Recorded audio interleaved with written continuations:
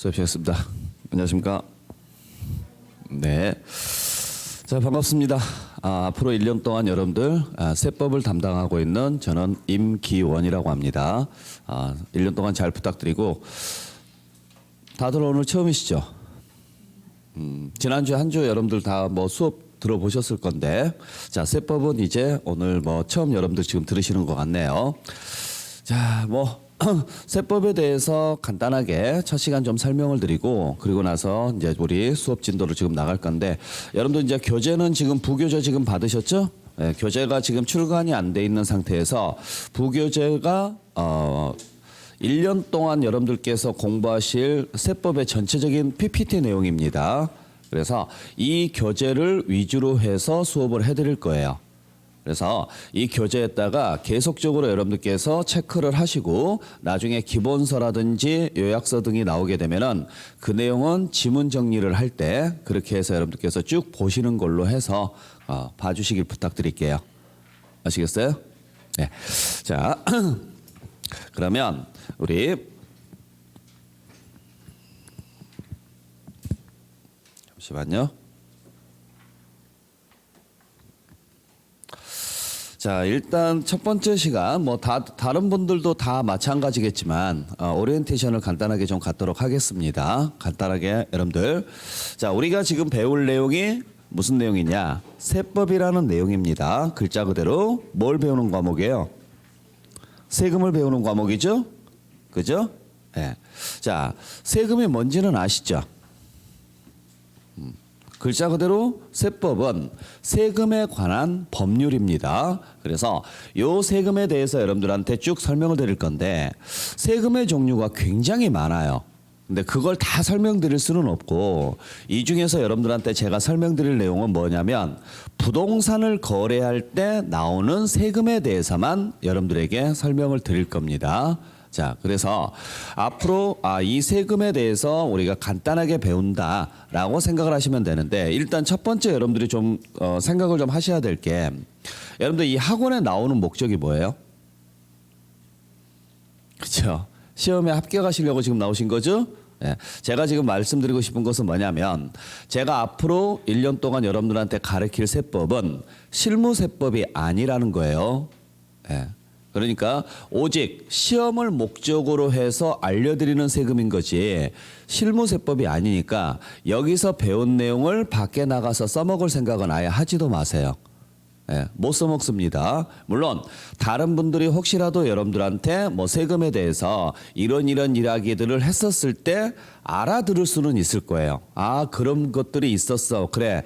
야, 맞아. 이런 식으로 흘러가. 이렇게 알아들을 수는 있는데, 여러분들이 공인중개사를 공부한다 그러니까 가끔 물어보시는 분들이 계세요. 야, 그러면은 너 세금 혹시 배우냐? 배워. 그러면 이러이러한 부분들이 있는데 혹시 이거 어떻게 하는지 알아? 라고 물어보실 때가 있을 거예요. 절대 모른다고 하셔야 돼요. 아셨어요? 나 그 새끼 싫어서 나 절대 세법 공부 안 하니까. 왜냐면 이게 돈하고 관련된 부분이다 보니까 아무리 좋게 이야기를 해서 좋은 결과가 나와도 본전치기고, 잘못 이야기하면 정말 동그라미 하나 차이로 엄청나게 큰 금전적 손해를 보게 됩니다. 그래서 이게 정말 여러분들한테는 좋은 일은 아니에요. 세금에 대해서 누구한테 이야기를 하는 것 자체가 여러분들한테 절대 좋은 일은 아니에요. 그러니까 여러분들 개인을 위해서 조금 알아가는 거다라는 정도로 생각을 해야 되지, 절대 누군가를 도와주기 위해서 한다라고 생각하시면 안 돼요.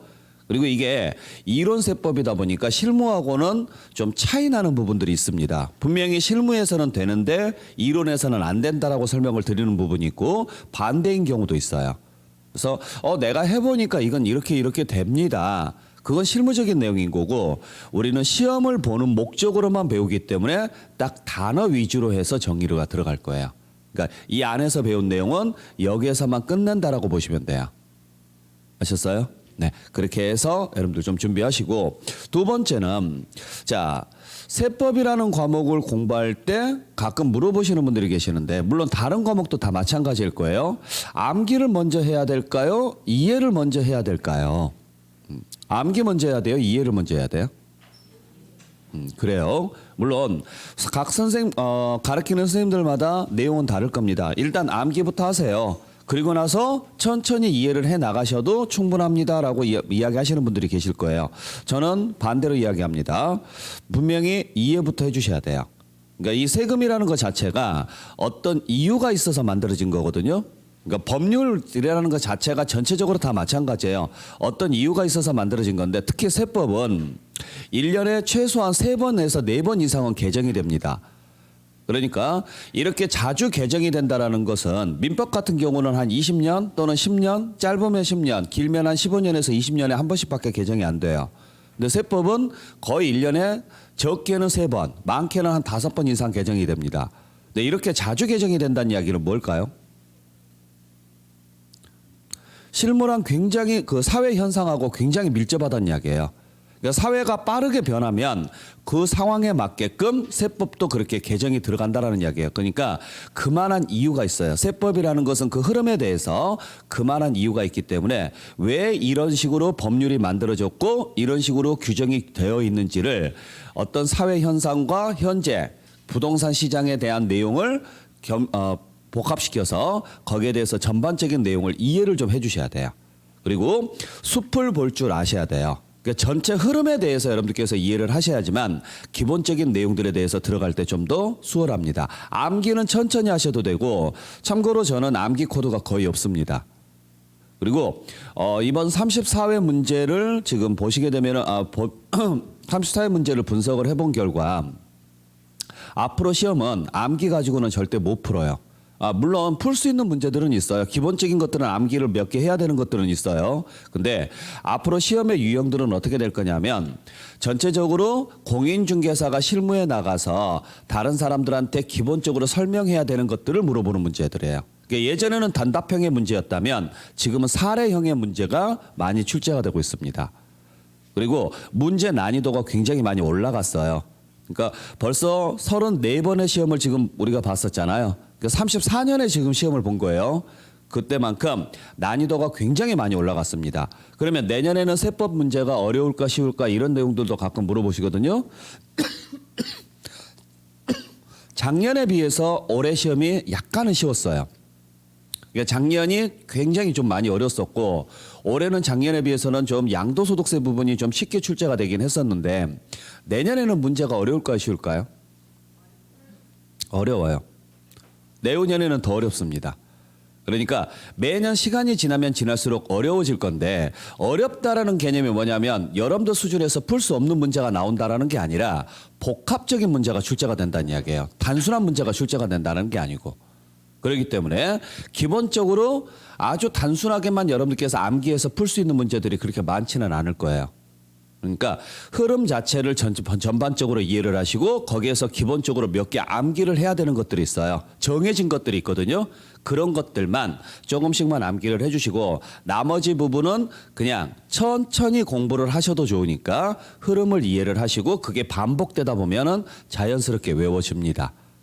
그래서 그런 식으로만 좀 준비를 좀 해주시면 될 것 같고 세 번째는 세법이라는 것은 왜 만들어 놨을까요? 이 법을 만들어 놓은 이유가 뭘까요? 세법을 만들어 놓은 이유. 네? 세법은 왜 만들어 놨어요? 세법이 뭐예요? 세법이. 그렇죠? 세금을 뭐 하려고? 거두려고 만들어 놓은 법률이에요. 거두려고. 그러니까 왜 이야기를 해드리냐면 세법을 걷는 사람은 누구예요? 국가입니다. 결국 채권자인 국가 입장에서 바라보고 해석을 해주셔야 돼요. 여러분들은 채무자예요. 그러니까 우리는 세금을 내는 사람이에요. 그러니까 우리 입장에서 만들어 놓은 법률이 아니라는 거죠. 징수권자인 정부 입장에서 만들어 놓은 법률이 세법이에요. 그러니까 이 법을 해석을 하기 위해서는 여러분들 개개인의 입장에서 바라보시면 절대 해석이 안 돼요. 장담컨대 내 입장, 내는 사람 입장에서 바라보게 되면은 절반 이상이 해석이 안 될 겁니다. 근데 반대로 걷는 사람 입장으로 바라보게 되면은 거의 90% 이상의 해석이 가능해요. 그러니까 걷는 사람 입장에서는 채권자 입장에서는 채무자 사정을 바라볼까요? 안 바라볼까요?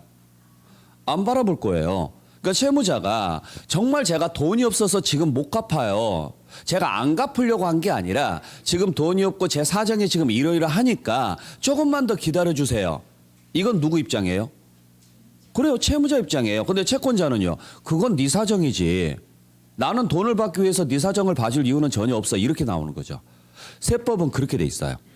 그래서 세법이라는 것 자체가 걷는 걸 목적으로 하고 있기 때문에 채권자 입장에서 바라봐야 된다. 그러면 채권자 입장은 어떤 입장이냐? 빨리 받고 많이 받고 싶을 거다.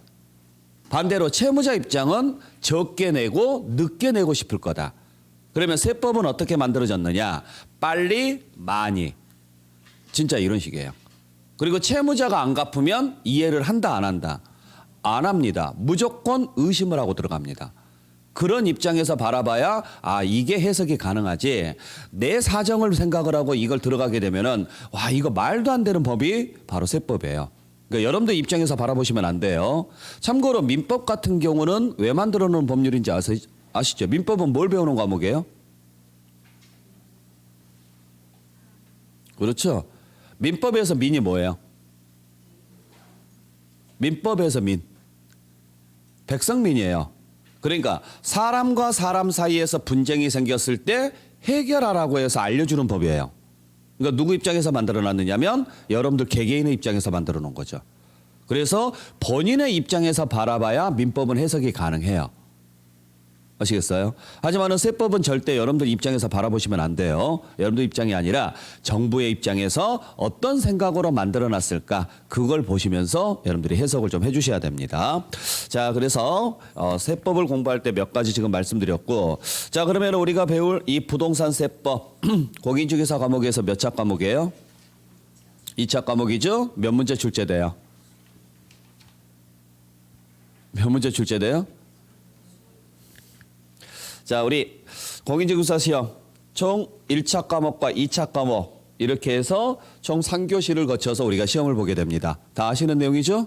뭐 이 중에서 지금 2차만 준비하시는 분들 아니면은 기존에 또 공부를 좀 하셨던 분들은 다 아시는 내용인데 뭐 처음 오셨다라고 가정하고 다시 한번 좀 말씀드릴게요. 자, 우리 공인중개사 과목은 총 6과목으로 돼 있는데 실제로는 5과목입니다. 그죠? 예. 민법, 학계론, 중개사법, 공법, 공시법, 세법이죠. 그래서 각 과목별로 몇 문제씩 출제가 되느냐면 40문제씩 출제가 됩니다. 그리고 1차 과목에서 민법하고 학계론이 각각 40문제씩 해서 총 80문제. 2차 과목에서 공법, 중개사법 각각 40문제. 공시하고 세법은 묶어서 40문제예요. 그래서 총 120문제입니다. 그래서 1차 평균 60점, 2차 평균 60점을 해야 총 전체적으로 최종 합격이 가능하고 1차를 합격을 해야 2차가 의미가 있는 거죠. 그래서 1차가 먼저 합격이 되고 그다음에 2차를 합격을 하셔야 전체적으로 합격이 되는 거지 1차 안 되면 2차는 의미가 없죠. 이런 구조로 돼 있는 게 우리 중개사 시험이에요. 그리고 각 과목별로 과락은 몇 점이에요? 40점 미만입니다. 자, 이런 식으로 지금 구성이 되어 있는데 그중에서 세법은 지금 2차 과목 중에서 3교시의 시험을 봅니다. 뭐랑 묶어서 봐요? 공시법하고 묶어서 시험을 보는 거죠. 네. 자, 그랬을 때 여러분들이 앞으로 공부를 하실 때 기본적으로 몇 가지 좀 생각을 좀 하셔야 될 게 있어요. 물론 다른 선생님들이 아마 앞서서 오리엔테이션 할 때 설명을 해줬긴 했을 건데 일단 1차 동시에 준비하시는 분들 1차에서 평균적으로 60점을 맞으셔야 됩니다. 전체 평균 60점이죠. 그리고 각 과목별로 꽈락이 40점 미만입니다. 그러면 40점부터는 괜찮잖아요. 그러면은 얘가 40문제고 얘도 40문제니까 꽈락이면은 16개죠? 40점이 다시 말해서 40점이니까 40%잖아요.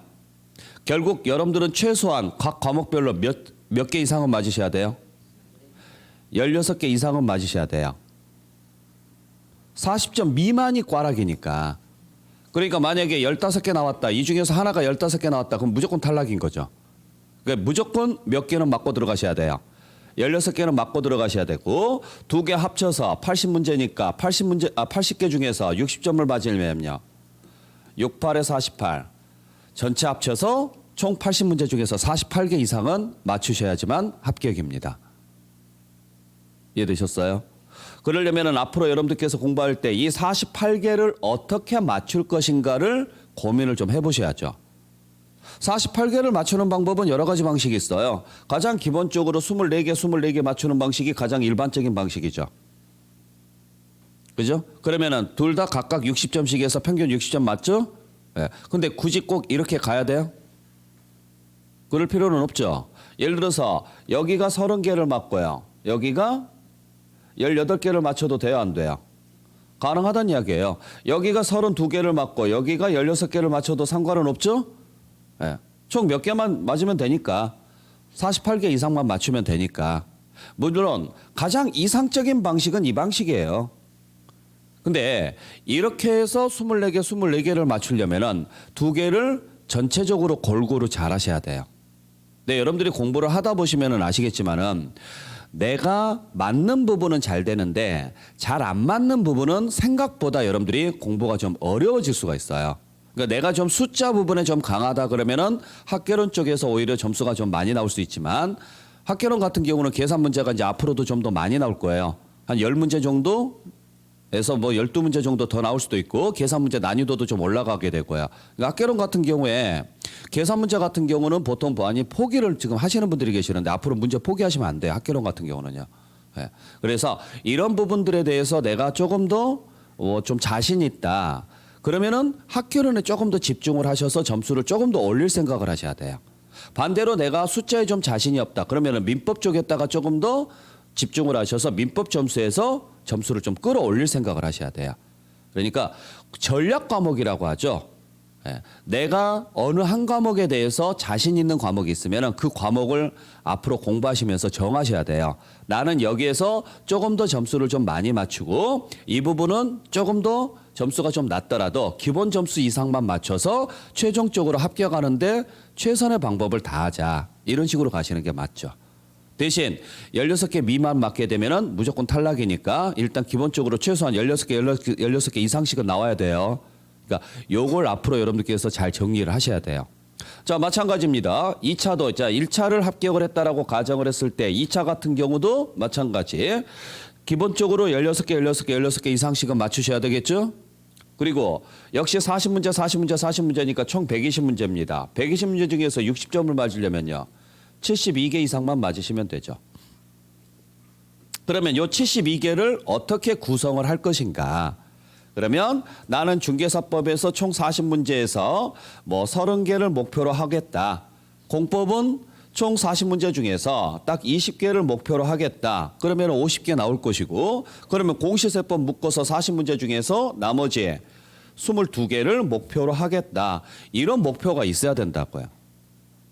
그래서 내가 전략 과목으로 세운 부분 자체는 최대한 점수를 많이 맞출 수 있게끔 체계적으로 잘 정리를 좀 해주셔야 될 필요는 있죠. 그건 여러분들 몫이에요. 그러니까 골고루 공부를 해서 뭐 24개 이상씩 나는 맞추겠습니다. 이렇게 가셔도 상관은 없어요. 어느 쪽에 공부 방법이 맞냐. 이건 정답은 없습니다. 개개인의 성향에 따라서 달라지는 거니까.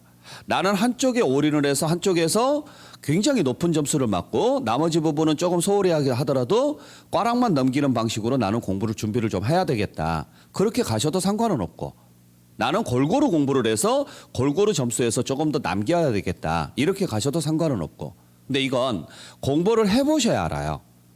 하다 보면 나랑 4대가 맞는 부분이 있고 나랑 4대가 안 맞는 부분이 있어요. 그러니까 과목별로도 그렇지만은 그 과목 내에서도 파트별로도 그래요.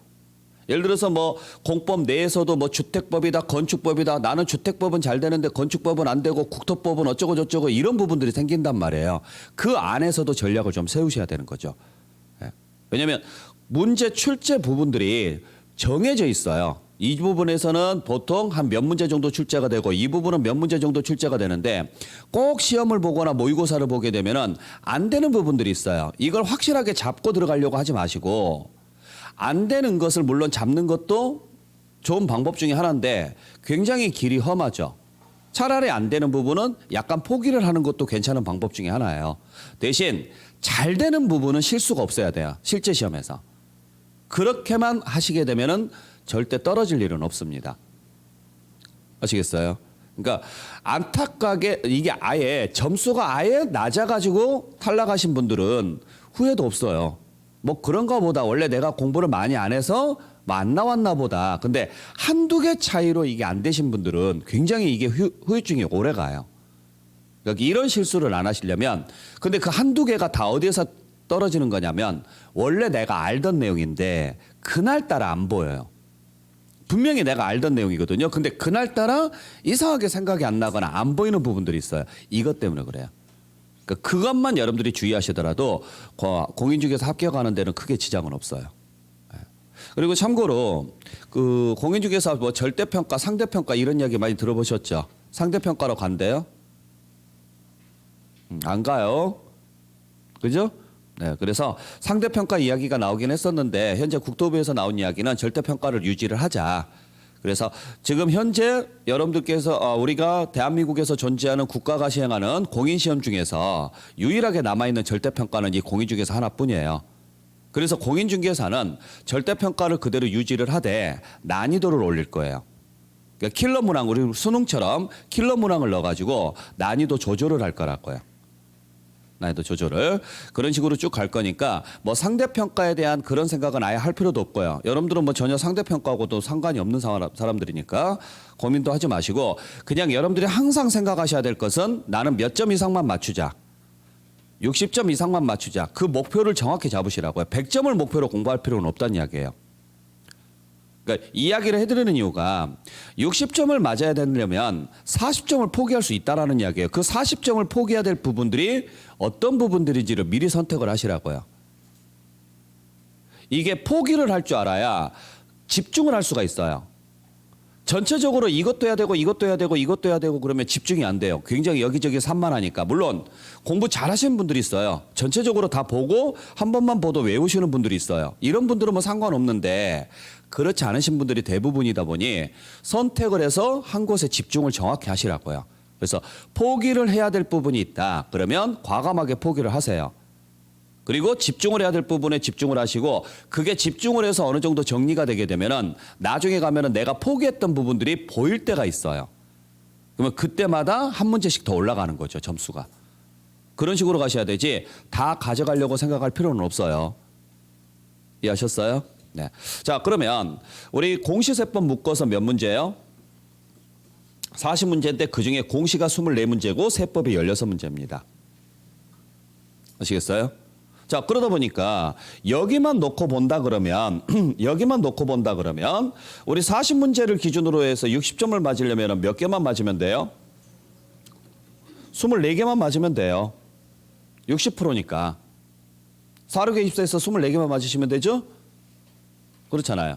그러면은 여기서 24개, 여기서 24개, 여기서 24개 맞게 되면은 평균 60점 나오잖아요. 전체적으로. 그렇게 해서 가셔도 상관은 없는데 그러면은 24개를 맞았을 때 공시를 열심히 해야 될까? 세법을 열심히 해야 될까? 그래요. 당연히 공시 열심히 해야죠. 왜? 공시가 24문제나 출제가 되니까. 그죠? 그러니까 공시를 다 맞추면 세법은요. 다 틀려도 합격하는 데는 지장이 없어요. 문제는 여러분들이 공시를 24개를 다 맞추는 것은 거의 불가능하다는 이야기죠. 그러니까 안 되는 건 아닌데 이건 운이 따라줘야 돼요. 그날 그 찍신이 내려오지 않는 이상은 절대 24개가 다 맞추기가 힘들어요. 왜냐하면 문제 자체를 그렇게 안 줘요. 분명히 여러분들께서 안 배우시는 내용 중에서 시험 문제가 출제가 됩니다. 그건 무조건 찍으라고 내는 문제예요. 왜? 이게 절대평가니까. 100점 안 맞아도 돼. 60점 이상만 맞으면 합격시켜 줄 테니까 절대 100점짜리 시험을 안 줘요. 그러니까 아예 여러분들이 풀 수 없는 지문들을 줘요. 책에도 없는 내용을. 그러니까 이걸 다 못 맞춘다라는 이야기죠. 그러면 이 부족 부분은 어디서 채워야 돼요? 그렇죠. 여기서 채워야 되죠. 네. 그래서 제가 지금 드리고 싶은 말씀 뭐냐면 세법을 소홀히 하라는 이야기는 아니에요. 장담컨대 세법은 극과 극입니다. 좀만 좀 여러분들께서 잘 따라와 주시게 되면 무조건 10개 이상은 맞출 수 있어요. 근데 안 하잖아요? 절대로 5개 이상 못 맞습니다. 세법은 내가 왠지 알 것 같아서 답을 쭉 찍어내잖아요. 5개 이상 안 나와요. 문제가 이상하게 그렇게 돼요. 이거 자체가. 그리고 세법도 16문제 중에서 최근에는 2문제가 계산 문제로 출제가 되고 있습니다. 보통 계산 문제 같은 경우는 아예 손 못 대요. 정말 연습을 많이 하지 않는 이상은. 근데 그 2문제 때문에 또 계산 문제를 죽어라고 공부하기에는 시간이 너무 아까운 거죠. 그래서 세법이 계륵 같은 과목이에요. 16문제밖에 안 되는데 하자니 너무 시간이 아깝고 왜? 똑같은 시간을 공부를 해야 되거든요. 16문제니까 범위가 적을 것 같은데요. 범위가 안 적어요. 원래 세법이 몇 문제였느냐면 40문제였어요. 초창기에는. 그러다가 24문제로 줄어들었다가 20문제로 줄었다가 지금 16문제까지 줄어든 거예요. 왜냐하면 이게 세무사협회에서 반대를 해서 그래요.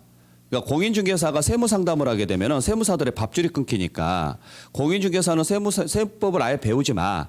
너희들이 세무상담을 할 필요는 없어. 우리한테 줘. 이런 식으로 지금 나와서 세무사협회에서 막았어요. 공인중개사들은 세법을 가르치지 말았고요. 대신 영어를 가르치라 그랬어요. 미친놈들이죠. 공인중개사가 영어를 해서 뭐 하게요. 필요하신 분들이 하는 거예요, 이건. 필요하신 분들이. 나는 외국인을 상대로만 해야 되겠다. 틈새 시장을 노려서. 그분들은 영어를 하시면 돼요, 따로. 영어 회화를 하시면 되는 거지. 뭘 공인중개사가 영어를 해요. 근데 그렇게 해서라도 세법을 빼고 싶었던 거죠. 근데 이거에 공인중개사라는 사람이 단순히 복덕방을 하시는 분들이 아니거든요. 나가보시면 아시겠지만 단순히 복덕방 역할이 아니에요. 컨설팅이에요, 컨설팅. 컨설팅이라는 것은 다방면에 대해서 지식을 가지고 계셔야 돼요. 기본적인 지식을. 그리고 여기서 공부하는 것도 어렵겠지만 나중에 합격을 해서 나가보시면 더 전쟁이라는 걸 아실 거예요. 매일매일 블로그에 포스팅 올려야 되고 매일매일 공부하셔야 돼요. 왜냐하면 법이라는 게 순식간에 바뀌다 보니 그걸 공부를 해서 손님들께서 오셨을 때 고객이 왔을 때 언제든지 그 질문에 답을 할 준비가 되어 있어야 돼요. 예를 들어서 나는 이 상가를 원합니다. 근데 이 상가를 원하는데 여기에다가 나는 이 업종을 좀 하고 싶습니다. 그러면은 어디에 어떤 상가가 어떤 평수에 어느 정도 있고 여기에서 이 업을 하고 계시는데 예를 들어서 네일샵을 하고 있는데 여기를 식당으로 바꾸신다면 몇 종에서 몇 종으로 바뀌는 구역인데 이 구역은 그게 불가능한 구역입니다. 이런 것들. 그래서 뭐 어떤 식으로 해서 뭘 해야 됩니다. 그리고 세금은 여기서 부가가치세가 어느 정도 따라붙을 것이고 뭐 세금 자체가 이 정도 따라붙을 수 있습니다. 물론 자세한 내용은 해당 관할관청에 가서 좀 확인하시는 게 맞습니다. 이 정도까지는 하셔야 돼요. 그래야 고객이 믿고 따라와요. 진짜 나가면 그게 전쟁이에요. 매일매일 뭔가를 해야 되고 매물도 따야 되고 매물도 쉽게 안 주니까 매물도 가서 따셔야 되고 그걸 갖다가 고객에다가 하루에 20번, 40번 뭐 이런 식으로도 보여줘야 되고 그 한 건을 위해서. 물론 그 한 건만 되면은 돈이 좀 되겠죠. 특히 수도권 같은 경우는 금액이 꽤 비싸니까. 그래서 그런 부분들에 대해서 앞으로 나가서 공부하실 게 훨씬 더 많습니다. 실질적으로. 그러니까 그건 나가서 하셔야 되는 건데 자, 뭐 어차피 뭐 쓸데없는 이야기를 좀 했고. 자, 그래서 세법이라는 것 자체를 여러분들께서 반드시 하시긴 하셔야 돼요. 그리고 일찍 시작하셔야 돼요. 이제는. 예전에는 제가 그랬어요. 수업하기 전에 자, 세법은 그냥 천천히 하셔도 됩니다. 라고 말씀을 드렸는데 요즘은 안 그래요. 천천히 해가지고는 못 따라와요. 그렇다고 해서 너무 집중을 하자니 시간이 안 돼요. 왜? 다른 과목을 공부 안 할 수는 없잖아요. 그래서 2차만 하시는 분들은 상관은 없습니다. 2차만 하시는 분들은 이미 공부를 해보셨기 때문에 공부 방법은 본인만의 공부 방법이 분명히 있을 거예요. 자, 처음 시작하시고 1, 2차를 동시에 하시는 분들 분명히 말씀드리지만은 일단 1차 과목에 최대한 시간을 많이 투자를 하십시오. 1차가 안 되면 2차는 집중할 수가 없습니다. 그래서 1차에 최대한 집중을 하셔서 최대한 빨리 여러분들께서 딱 절반 수준 50점을 맞을 수준까지는 올려놓으셔야 돼요. 최대한. 그리고 나서 2차는 꾸준하게 들어주시긴 하셔야 돼요. 최소한 수업 시간에. 귀가 열리지 않는 이상은 2차는 못 따라갑니다. 그래서 2차는 절대 수업 시간은 빠지지 말고 꾸준하게 들어주시고 혹시라도 1차를 하고 조금 더 여유가 있다 그러면 2차까지도 같이 하시되 특히 공법이라든지 중개사법 열심히 하셔야 돼요. 공법은 굉장히 많이 어렵습니다. 그리고 외워야 될 분량도 되게 많고 중개사법은 전략 과목입니다. 쉽게 말하면 그러니까 중개사법에서 점수가 되게 많이 나오셔야 돼요. 근데 공법은 보통 50점을 기준으로 해서 공부를 많이 합니다. 물론 본인마다 취향은 달라요. 어떤 분은 공법이 너무 재밌다 그래요. 되게 재수 없어요. 네. 왜냐하면 대부분의 사람들이 공법은 되게 어렵다 그러거든요. 근데 뭐 본인 취향에 맞다 그러면 어쩔 수 없는 거죠. 자, 그리고 공시세법은 여러분들께서 딱 24개만 맞겠다라고 생각을 하고 준비를 하시되 나는 여기가 전략 과목이다 그러면 열심히 하시면 되는 거예요. 근데 공시세법도 지금 놓고 보면은 공시법이 2개로 쪼개질 거예요. 지난 시간에 공시 안 했나요? 했죠. 2개로 쪼개지죠? 뭐예요? 그래요. 등기하고 지적입니다. 그래서 등기가 12문제, 지적이 12문제예요. 그 다음에 세법이 16문제죠. 자, 이렇게 쪼개놓고 보면 이제 세법의 분량이 늘어나죠.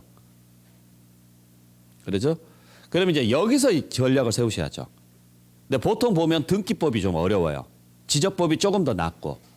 그러면은 내가 등기에서 몇 개 맞을 건가, 지적에서 몇 개 맞을 건가, 이걸 고민을 하셔야 돼요. 해보다 보면 나올 거예요. 그러면은 세법에서 몇 개 정도를 맞춰야 될까? 이게 답이 나오겠죠.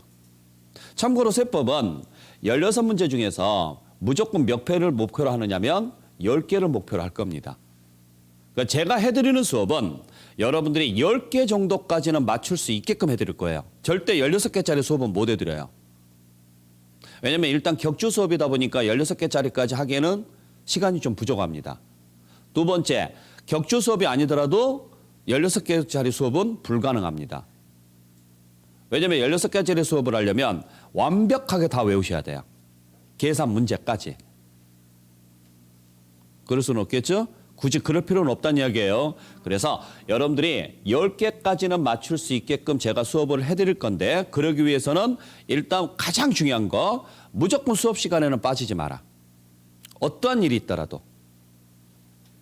물론 뭐 빠져야 될 아주 급박한 이유가 있으면 그거 빼고는 특별한 이유가 없는 한 절대 수업 시간은 빠지지 말고 두 번째는 11월, 12월 달은 기본 개념을 설명을 드릴 거거든요. 흐름 자체만.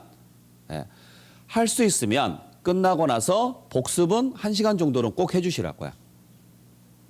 그거까지만 해주세요. 그리고 이제 1, 2월 달부터 들어가서 본격적으로 본 수업 들어가게 되면은 그때부터는 여러분들께서 예습 복습을 좀 하셔야 돼요. 오시기 전에 전 시간에 배웠었던 내용 한번 읽어보시고 끝나고 나서 다시 한번 그날 배웠던 내용 복습 한번 해주시고요. 이런 식으로 해서 반복 학습을 계속 해주셔야 돼요. 그리고 나서 제가 나중에 가서 어느 시점이 되면은 자, 지금부터는 세법 집중적으로 하셔야 됩니다라고 말씀을 드릴 거예요. 그때부터는 정말 집중적으로 해주셔야 돼요. 그래야 10개 이상 나와요. 그러니까 그렇게 여러분께서 좀 알고 준비를 좀 해주시길 부탁드릴게요. 자, 그러면은 우리가 배울 세금은 자, 전체적인 세금을 다 배우는 게 아니라 부동산에 대한 세금만 배운다고 말씀드렸죠. 그래서 부동산을 취득을 해서 보유하고 있다가 나중에 뭐 할까요? 팔 거예요. 팔게 되면은 여러분들 거기에는 없어요. OT니까 그냥 들으세요. 신경 쓰지 마시고. 자, 팔게 되면은 다른 누군가는 다시 뭐 하게 될 것이다. 취득하게 되겠죠. 여기에서 나올 수 있는 세금 중에서 딱 5개만 우리 시험범위예요. 그러니까 우리 보통 취득할 때 내는 세금이 뭐가 있어요? 그렇죠. 취득세라는 세금이 있고 등록면허세라는 세금이 있어요. 물론 이러한 세금 외에도 여러 가지 세금이 있습니다. 뭐 상속을 받았다. 그러면 상속세, 증여가 됐다. 그러면 증여세. 또 상가 등을 거래했다. 뭐 부가가치세 등등등 굉장히 세금이 많은데 그중에서 요 2개만 우리 시험 범위 2단계에서는. 그다음에 보유하면서 내는 세금 중에서 가장 대표적인 게 재산세라는 세금하고 종합부동산세라는 세금이 있습니다. 이거 말고도 여러 개가 있겠지만은 이 2개가 우리 시험 범위. 그다음에 양도할 때 내는 세금 중에서 소득세라는 세금이 있습니다. 요게 우리 시험 범위예요. 그래서 딱 여기까지가 여러분들이 배우셔야 될 세법의 기본 5개입니다. 항목이. 됐죠? 네. 그중에서 취득세, 등록면허세 합쳐서 보통 평균적으로 4문제. 재산세, 종합부동산세 합쳐서 평균적으로 4문제. 소득세가 5문제에서 6문제 정도 출제가 돼요. 그래서 보통 이제 이런 식으로 출제가 되는데 지금까지는 평균적으로 얘가 3문제고 얘가 1문제였어요. 여기도 얘가 3문제고 얘가 1문제였어요. 근데 최근에 들어와서 문제 유형이 어떻게 바뀌었느냐면 2문제, 2문제, 2문제, 2문제 이런 식으로 지금 바뀌어요. 그 말은 무슨 말이냐면 이제 전반적으로 다 내용을 물어보겠다고 한쪽을 집중적으로 물어보는 게 아니라. 그리고 여전히 소득세 부분은 범위가 훨씬 더 범위가 제일 넓고 그리고 이걸 공부하기 위해서는 전체적인 기본 개념을 알아야 돼요. 이걸 뭐라고 하느냐면 총론이라고 하는데 여기서 보통 1문제에서 2문제 정도 출제가 됩니다. 작년 같은 경우는 여기서 2문제가 출제가 됐었고요. 올해 같은 경우에. 네. 그래서 올해는 여기가 2문제, 여기도 2문제, 2문제, 2문제, 2문제, 여기가 5문제. 이러한 식으로 출제가 됐었어요. 네. 자, 우리는 이 전체적인 내용 중에서 몇 개가 목표? 10개가 목표. 그러면 10개를 맞으려면 내가 뭘 해야 될까? 당연히 뭘 열심히 하셔야 돼요? 예, 열심히 해야 되겠죠. 왜? 가장 출제가 많이 되니까. 올해 양도소득세 문제가요, 되게 쉬웠었어요. 양도소득세 문제가요. 정말 양도소득세 문제가 조금 더 어려웠으면 세법에서 거의 꽈락 다 나왔을 거예요. 세법 자체에서. 공시세법 다 묶어서 공시법도 좀 어려웠었거든요. 그래서 공시세법 묶어서 꽈락이 굉장히 많이 나왔을 건데 그나마 올해 양도소득세 부분이 쉽게 출제가 돼서 그래서 점수가 조금 더 좀 올라가는 경향이 좀 없지 않아 있긴 하죠. 예. 자, 그래서 일단 양도소득세는 여러분들께서 최선을 다해서 준비를 좀 하셔야 됩니다. 그래서 이번 11월 달, 12월 달 수업은 양도소득세 위주로 수업을 해드릴 거예요. 왜냐하면 이게 가장 공부 범위도 넓고 공부할 분량도 좀 많고요. 그래서 요거 위주로 여러분들께서 좀 준비를 좀 하셔야 된다라고 보시면 되고, 그 다음에 이제 소득세 다음으로 여러분들께서 열심히 하셔야 될 게 재산세라든지 취득세예요. 네. 왜냐하면 이쪽 부분이 그나마 소득세 다음으로 많이 출제되는 부분이거든요. 그리고 취득세나 재산세를 안 하면 등록면허세나 종합부동산세는 아예 시작도 못 합니다. 그래서 등록면허세라든지 종합부동산세는 취득세나 재산세가 공부가 되면 딱 1시간 정도만 정리하면 다 정리되는 내용들이에요.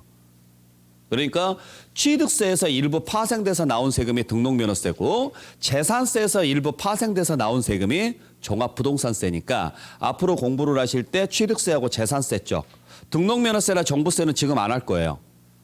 그래서 이 부분은 나중에 언제 할 거냐면 한 4월 달이나 5월 달 정도 가서 그때 해드릴 거예요. 그 전까지는 아예 해드리지도 않고 이번 11월 달, 12월 달은 아예 손도 안 댈 겁니다. 이 전체는. 네. 그리고 세법이라는 걸 공부할 때 가장 기본적인 개념을 설명하고 있는 게 어디 부분이에요? 총론이에요. 그래서 이 총론 부분을 이번 1주차 수업, 오늘 수업하고 다음 수업, 2주차 수업까지 여기서 정리를 하고 그다음에 나머지 3주차, 4주차, 5주차 수업에서는 이 소득세 부분만 정리를 할 거예요. 그래서 이번 11월 달, 12월 달 수업 계획서 보시게 되면은 여기 2번, 여기 3번에서 총 5번의 수업을 해드릴 겁니다. 근데 우리 수업이 지금 딱 3일밖에 안 나와요. 11월 달, 12월 달 3일밖에 안 나와서 다음 주 토요일 날 있죠? 다음 주 토요일 날 보강을 통해서 여러분들 이틀치를 해드릴 거예요. 아시겠어요? 그래서 아마 수업 계획표 그렇게 나와 있을 거니까 그렇게 알고 준비를 좀 하시길 부탁드릴게요. 자, 그래서 여기까지가 여러분들께서 보셔야 될 세금에 대한 내용입니다. 자, 앞으로 여러분들 이제 세법에 대해서 뭐 이렇게 해서 여러분들한테 수업을 해드릴 건데 뭐 여러 가지 말씀을 드리고는 싶지만 뭐 그건 나중에 이제 공부하면서 하나씩 정리하면서 제가 말씀을 드리기로 하고, 자, 어찌됐든지 간에 특별한 일이 없는 한 저하고 여러분들하고 1년 동안 다시 한번 이렇게 진행을 좀 하게 됐으니까 1년 동안 잘 부탁드리고, 제가 설명드리는 부분들에 대해서 뭐 의심이 들거나 이런 부분들이 생길 수는 있어요. 네, 근데 되도록이면은 밖에 나가서 물어볼 필요 없이 그냥 저한테 물어보시고, 아셨죠? 그리고 제가 만약에 틀린 것을 이야기한다고 하더라도 그냥 믿고 따라오세요. 일부러 틀린 걸 이야기할 수도 있어요. 시험 보기 위해서. 그러니까 시험에서는 이게 답이니까 이렇게 설명을 할 수가 있다고요. 아셨죠? 그러니까 그냥 제가 여러분들한테 저는 여러분들한테 돈 달라고는 안 할 테니까 그냥 제가 교주라고 믿으세요. 아셨어요? 네. 시험 보는 그날까지는 제가 교주라고 생각을 하시고 제가 하는 말이 곧 정답이다. 그래서 제가 하라는 대로 어떻게 공부를 해야 될지 모르겠다. 그러면 학원에 물어보시고, 학원이 가장 전문가예요.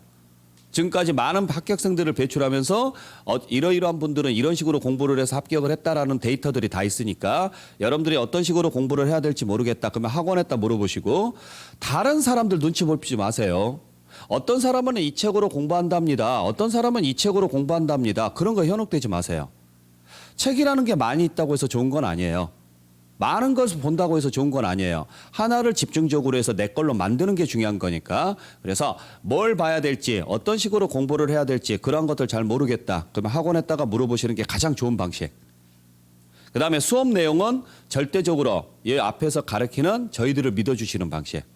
그렇게 해서 두 가지만 여러분들이 잘해주시면 저희들도 여러분들 합격시키기 위해서 최선을 다해서 수업을 하도록 하겠습니다. 아셨나요? 네, 잘 믿고 따라와 주시길 부탁드릴게요. 앞으로 1년 동안 잘 부탁드립니다. 자, 첫 번째 OT는 여기서 마무리하고 잠깐 쉬었다가 여러분들 본격적으로 수업 들어가도록 할게요. 쉬었다 갑니다.